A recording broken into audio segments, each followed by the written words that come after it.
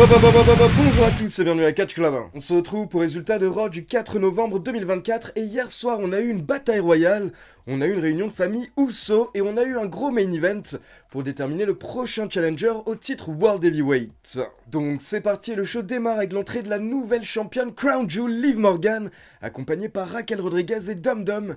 Liv Morgan monte sur le ring, elle nous dit que dorénavant, sa Revenge Tour est terminée et maintenant elle peut se concentrer sur sa World Tour, sa tournée mondiale. Liv Morgan se vante d'avoir remporté le Crown Jewel Championship et de s'être débarrassée de Rhea Ripley pour la 3e fois. Donc Liv Morgan nous dit tout simplement qu'elle est la plus grande championne de tous les temps. Et derrière, vous avez Dum Dum qui tente de parler, mais bien entendu, il est hué par la foule. Et derrière, il est interrompu par l'entrée des championnes par équipe, Jade Cargill et Bianca Belair. Les championnes nous disent qu'elles n'ont pas oublié la confrontation qu'elles ont eue la semaine dernière avec Liv Morgan et Raquel Rodriguez. Donc si Liv et Raquel veulent se battre, c'est le moment. Mais là, vous avez Liv Morgan qui répond en tentant de créer des tensions entre les deux catcheuses, car Liv Morgan nous dit que le problème, c'est que Jade Cargill pense qu'elle est la meilleure, mais Bianca Belair pense également qu'elle est la meilleure, et donc au final, elles font semblant de bien s'entendre, mais elles ne s'entendent pas réellement, alors qu'entre Raquel Rodriguez et Liv Morgan, il y a une vraie amitié. Et au passage, Liv Morgan dit également à Jade Cargill de faire attention au moment où Bianca Belair va se retourner contre elle et lui planter un couteau dans le dos. Mais là, Bianca Belair n'apprécie pas, donc elle propose un match par équipe tout de suite. Sauf qu'au final, les catcheuses sont interrompues par le general manager Adam Pearce. Adam Pearce qui nous annonce que nous n'aurons pas de tag team match tout de suite, car à la place, on va avoir une bataille royale. Les championnes par équipe seront dans la bataille royale et la vainqueur sera la nouvelle challengeuse numéro 1 au titre de Liv Morgan. Donc c'est parti, Liv Morgan et Raquel Rodriguez s'installent au bord du ring pour observer cette bataille royale, dans laquelle on retrouve donc Jade Cargill, Bianca Belair, Sonya Deville, Shayna Baszler, Lyra Valkyria, Zelina Vega, Natalya, Maxine, Kayden Carter, Katana Chance, Ivy Nile, Alba Fire ou encore Ayla Dawn. Et au bout d'une dizaine de minutes, il ne reste plus que 4 catcheuses dans le ring, Jade Cargill, Bianca Belair, Io Sky et Lyra Valkyria. Et rapidement, Bianca Belair et Jade Cargill prennent le dessus car elles portent leur finisher sur Io Sky et Lyra Valkyria, mais derrière, vous avez Raquel Rodriguez qui intervient et qui chope Bianca Belair par la natte pour tenter de la faire passer par-dessus la 3e corde, pendant que les commentateurs nous rappellent qu'il n'y a pas de disqualification dans une bataille royale, donc Raquel Rodriguez peut intervenir. Et donc là, malgré le fait que c'est chacun pour sa gueule,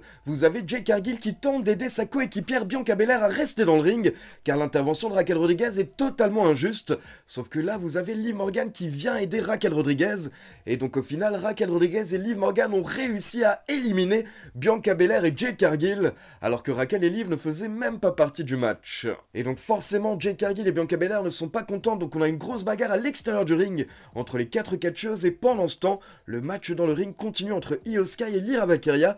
Au bout de quelques minutes, les deux catcheuses se retrouvent sur le bord du ring. Et là, vous avez Io Sky qui porte une magnifique German suplex à Lyra Valkyria sur le bord du ring. Et derrière, Lyra Valkyria s'effondre à l'extérieur. Donc Io Sky remporte le match et Io Sky devient la nouvelle challengeuse au titre de Liv Morgan. Et personnellement, je suis ravi, je trouve que c'est un très bon choix car ça fait des semaines que je vous répète qu'actuellement Io Sky et Kairi Sane sont excellentes. Donc perso, je suis totalement pour mettre Io Sky en avant. Puis on passe en coulisses pour une petite interview des New Day qui encore une fois se mettent à s'embrouiller assez rapidement. Et là c'est par rapport à la semaine dernière et le fait que pendant le tag match, on a Xavier Woods qui a préféré s'occuper de Rey Mysterio plutôt que de se concentrer sur le finish. Donc forcément, Kofi Kingston n'est pas content, mais là d'un coup, ils sont interrompus et on passe totalement à autre chose. On a une vidéo qui est diffusée où on peut voir The Miz qui est attaché à une chaise avec un masque. Et donc apparemment il s'agit du Miz qui est torturé par les Wyatt Six, car pour rappel, les Wyatt Six avaient kidnappé The Miz la semaine dernière. Et au début de cette petite vignette des Wyatt Six, on a une vidéo qui date d'il y a plusieurs années, quand The Miz avait pris Curtis Axel et Bo Dallas sous son aile, et il leur avait promis qu'il ferait d'eux de grandes stars dont leurs familles pourront être fières. Donc directement on comprend qu'apparemment Bo Dallas n'a pas oublié, et que c'est l'une des raisons pour laquelle il a attaqué The Miz. Puis on a The Miz qui tente de se défendre en disant qu'il y a un malentendu, il y a confusion, car il ne fait pas partie de Final Testament, donc ce n'est pas avec lui que les Wyatt Six ont un problème. Mais là, Bo Dallas répond à The Miz qu'ils n'en ont rien à faire du Final Testament, et c'est toujours The Miz qu'ils voulaient en fait. Et à la fin du segment, on peut voir Dexter Lumis qui se jette sur The Miz, donc apparemment, le pauvre a passé une sale soirée, il est quelque part avec les Wyatt Six, et il est en train de se faire torturer. Ensuite, les commentateurs nous parlent de la retraite de Goldberg, dont je vous donnerai tous les détails demain dans la nouvelle vidéo news. Puis on enchaîne avec Kofi Kingston et Xavier Woods contre les War Raiders. Et on a eu un bon petit match d'environ 10 minutes, mais encore une fois, à la fin, on a une mésentente entre Xavier Woods et Kofi Kingston. Car à la fin, vous avez Kofi Kingston qui est en train de gérer et qui se prépare pour porter le Trouble in Paradise. Mais là, d'un coup, Xavier Woods effectue le relais, alors que c'était pas du tout le moment. Et du coup, on peut voir que Kofi Kingston n'est pas très content. Et vraiment, c'était très mal joué de la part de Xavier Woods, car directement derrière, vous avez les War Raiders qui reprennent l'avantage, qui jettent Kofi Kingston à l'extérieur du ring, et derrière, ils portent leur finisher sur Xavier Woods pour la victoire. Donc encore une fois, le New Day perd à cause de Xavier Woods, et encore une fois, dans les extraits qui ont été postés sur Twitter après le show, on a pu voir Xavier Woods et Kofi Kingston en train de s'embrouiller en coulisses, donc ça se passe très mal entre le New Day. Mais ça commence à faire des mois maintenant que ça se passe très mal entre le New Day, donc faudrait qu'il se passe quelque chose au bout d'un moment. Derrière, on enchaîne avec Sami Zayn qui fait son entrée sous une méga pop. Il monte sur le ring et là il commence à parler en arabe, donc forcément le public apprécie.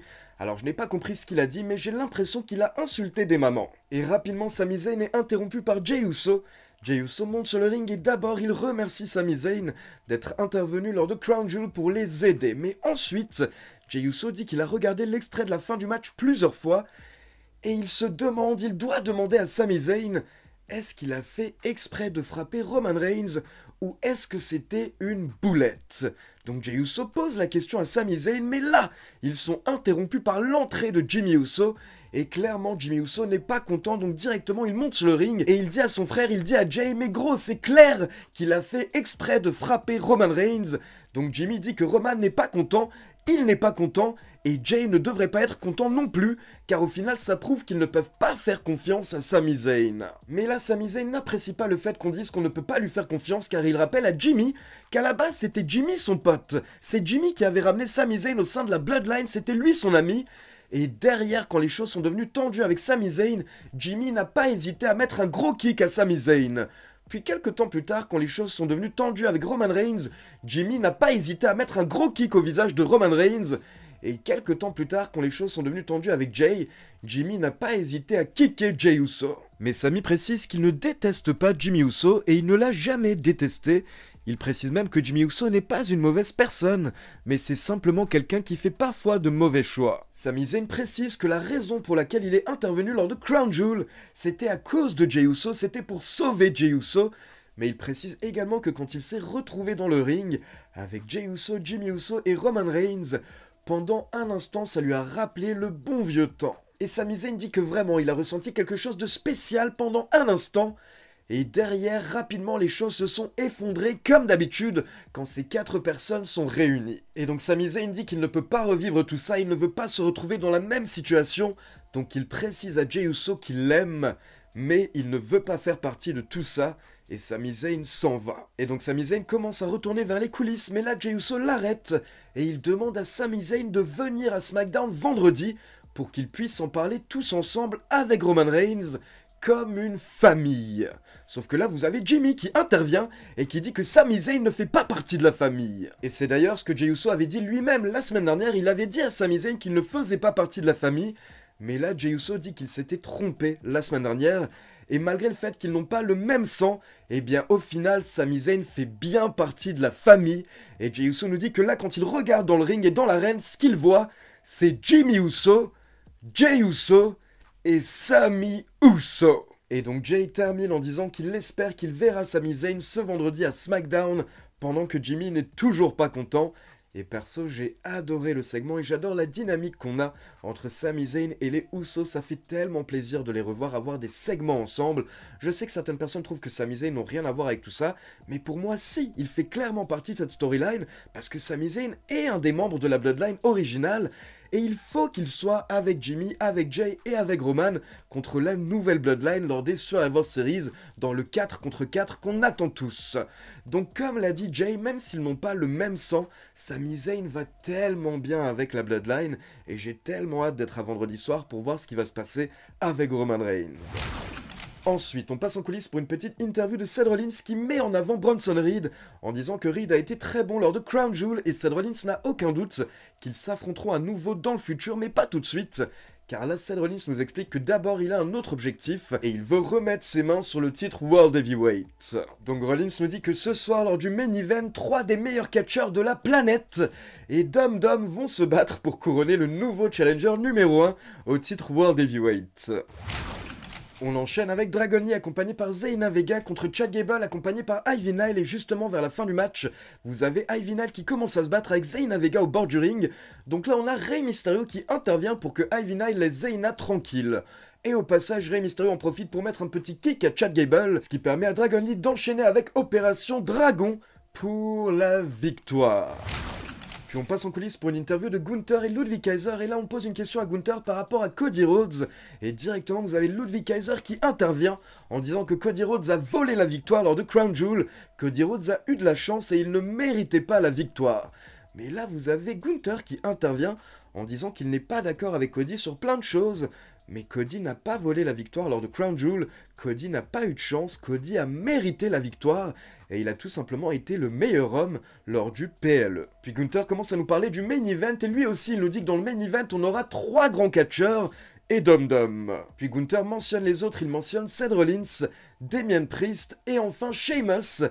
Et là il lâche un regard à Ludwig Kaiser quand il mentionne Sheamus, car il rappelle à Ludwig Kaiser qu'il avait dit qu'il s'occuperait de Sheamus, mais au final il ne l'a pas fait. Donc Gunther fait clairement comprendre à Ludwig Kaiser qu'il doit s'améliorer, il doit step up, tout comme Gunther lui-même doit step up suite à sa défaite lors de Crown Jewel. Donc clairement on a Gunther qui a fait passer un message à Ludwig Kaiser lors de l'interview, et on pouvait voir que Ludwig Kaiser n'était pas très content suite aux propos de Gunther.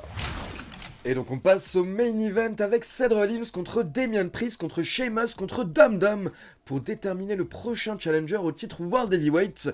Sauf que là, au bout de quelques minutes, alors que Seth Rollins est en train de dominer dans le ring sur Dum Dum, Seth Rollins s'arrête, car il se rend compte que Bronson Reed est à l'extérieur du ring, et il est en train de s'en prendre à Sheamus et Damien Priest. Car bien entendu, Bronson Reed est là pour Seth Rollins, mais au passage, il s'occupe également de Damien Priest et de Sheamus. Il leur porte d'ailleurs un Tsunami Splash à chacun dans le ring. Puis derrière, il s'occupe de Seth Rollins à l'extérieur du ring, il le place sur la table des commentateurs, et là Bronson Reed monte sur les barrières, et il porte un énorme Tsunami Splash à Rollins à travers la table. Et pendant ce temps, dans le ring, vous avez Dum Dum qui tente d'en profiter, car c'est le seul qui n'a pas été attaqué par Bronson Reed, donc il porte un Frog Splash à Sheamus, et il tente d'effectuer le tombé, mais derrière, vous avez Damien Priest qui intervient, et quelques instants plus tard, Damien Priest surprend Dum Dum avec son Choke Slam pour la victoire. Donc Damien Priest est le nouveau challenger au titre World Heavyweight, et justement Gunther fait son entrée, donc le show se termine avec un face-à-face entre le champion et le nouveau challenger. Allez, on passe à l'avis de Pierre, puis ma conclusion. Après un Crown Jewel ni bon ni mauvais digne d'un show en Arabie Saoudite, on a le droit à un Monday Night Raw ni bon ni mauvais digne d'un show en Arabie Saoudite. Cet épisode de Monday Night Raw commence très bien pour moi car Liv Morgan nous accueille et nous souhaite la bienvenue à Monday Night Morgan. C'est pas très original. J'aurais préféré à la limite Morgan Night Raw ou Monday Morgan Raw. Non. Et en plus elle est rejointe par la tag team qui monopolise les titres tag féminins et qui a encore conservé hier à Crown Jewel. Je parle bien évidemment de Jade Cargill et Bianca Belair. C'est génial. J'en peux plus de ces deux-là. Séparez-les, faites-leur perdre les titres s'il vous plaît. Mettez-les en rivalité l'une contre l'autre, mais faites quelque chose, je vous en supplie. En tout cas, on enchaîne avec une Battle Royale pour déterminer la prochaine challengeuse au titre de Liv Morgan. Et oui, merci, j'ai eu très peur, mais c'est bien l'exceptionnel Io Sky qui remporte cette Battle Royale. Elle ira affronter Liv Morgan pour son titre, et si je prie assez fort, peut-être qu'elle remportera ce titre, on sait jamais, c'est bientôt Noël. C'est vrai que son ancien règne de championne n'était pas terrible, mais ça ne peut pas être pire que celui de Liv Morgan. Et en plus de ça, Io Sky est l'une des meilleures catcheuses au monde. Alors je dis oui. Sami Zayn qui arrive sur le ring, on va enfin avoir droit à la suite des événements de Crown Jewel. Et dans un premier temps, il parle en arabe à la foule saoudienne. Je ne parle pas arabe, mais je suppose qu'il leur a dit d'aller s'abonner à la chaîne Catch Club sur YouTube et au réseau de Pierre Luck. Je vois pas ce qu'il aurait pu dire d'autre. En tout cas, on a l'explication, c'est bien pour Jey Uso et personne d'autre que Sami Zayn est intervenu à Crown Jewel. Et c'est vraiment intéressant parce que grâce à Sami Zayn, j'ai vraiment ouvert les yeux sur Jimmy Uso. C'est vrai que Jimmy Uso a attaqué tous les membres de la Bloodline, c'est peut-être lui le problème depuis le début. J'ai hâte d'en savoir plus, l'histoire de la Bloodline est de nouveau très intéressante, je suis de nouveau à fond dedans, j'ai hâte d'être à SmackDown pour voir la suite. C'est l'heure du main event qui oppose Damien Priest, Sheamus, Dominic Mysterio et Seth freaking Rollins. Pour déterminer l'aspirant numéro 1 au titre de Gunther. Décidément, on perd pas de temps après Crown Jewel, on recommence toutes les rivalités. C'était un très bon main event, on a eu le droit à un bottage de fesses en bonne et due forme de la part de Bronson Reed. La rivalité entre Bronson Reed et Seth Rollins continue pour mon plus grand plaisir. Malheureusement, mon plaisir aura été de courte durée car sans aucun suspense, c'est Damian Priest qui remporte ce combat et qui ira affronter Gunther. Vous savez que je n'ai pas apprécié le règne de Damian Priest, je dois être un des seuls sur cette planète. Savoir qu'il va aller affronter Gunther, c'est du réchauffé, j'ai pas envie de voir ça. Et si Damian Priest prend le titre à Gunther, je casse tout dans la funhouse. Je vous aurais prévenu, c'était un épisode moyen correct de Monday Night Raw, je donne la note de 6 sur 10 à cet épisode. On avance un petit peu plus dans l'histoire du New Day. De mise avec les Wyatt Six, c'est vraiment très intéressant, malgré le fait qu'on n'ait pas du tout vu Karrion Kross. La rivalité American Made LWO, j'attends d'en voir plus pour être investi. Et gros big up à la foule saoudienne qui était au top pendant ces 2 jours. La flemme de retourner aux États-Unis quand même. Mais au moins on peut se consoler avec les weekly qui arrivent en Europe pendant la route vers WrestleMania. On se voit là-bas. Merci à tous, à la prochaine, merci Ali et vive le catch. Alors perso déjà, je suis également très content pour Io Sky qui mérite cette victoire lors de la bataille royale, et à côté de ça, j'ai également apprécié que pour la première fois lors de Raw, on a eu les premières graines de potentielle tension entre Jade Cargill et Bianca Belair, avec Liv Morgan qui tentait de faire comprendre à Jade Cargill qu'elle ne devrait pas faire confiance à Bianca Belair. Par contre, je vais mettre une petite critique cette semaine par rapport aux Wyatt Six. Et je dois avouer qu'au final, ce qui se passe ces dernières semaines et ces derniers mois, depuis que les Wyatt Six ont fait leur début, eh bien au final ça m'emballe pas vraiment. J'étais emballé par toute la partie des indices, puis j'étais emballé par leur début quand ils ont tué tout le monde en coulisses. Mais depuis, honnêtement, c'est pas la folie ce qu'on voit à l'écran avec Bo Dallas, Uncle Howdy et son clan. C'est juste un petit clan de mid-card qui n'a pas de storyline très intéressante, qui n'est pas forcément méga impressionnant. Et le problème, c'est qu'en fait, au final, ils racontent pas grand-chose et que leurs glitches sont plus cool qu'eux. Et vraiment, en fait, les indices qu'ils postent en ligne ou les petits glitches, les QR codes qu'on a de temps en temps pendant le show, eh bien, au final, tout ça est beaucoup plus cool que quand on voit vraiment les Wyatt Six. Et quand on les voit vraiment, il se passe pas grand-chose et ils me font pas vraiment vibrer. Maintenant, j'espère que ça va s'améliorer avec le temps. Par contre, quelque chose qui me fait vibrer, c'est clairement ce qui se passe au niveau de la Bloodline. Comme vous le savez, perso, j'adore cette storyline. Et j'attendais depuis des mois cette réunion avec les Usos et Sami Zayn qui est en train de se mettre en place. Donc là, j'ai vraiment hâte de voir la suite. Et je trouve que tous les segments où on a les Usos et Sami Zayn sont excellents. Et puis sinon, par rapport au main event, le main event était très bon et j'apprécie beaucoup Damian Priest. Donc un nouveau match entre Gunther et Damian Priest, ça me va totalement. Et pareil pour la suite entre Bronson Reed et Seth Rollins. Donc voilà, c'est tout pour Résultat de Raw. Maintenant, comme d'habitude, c'est à vous. N'hésitez pas à me laisser vos avis dans les commentaires. Et comme d'habitude, n'oubliez pas de liker la vidéo, de vous abonner à la chaîne et de cliquer sur la petite cloche pour être informé de la sortie des prochaines vidéos. Ciao tout le monde!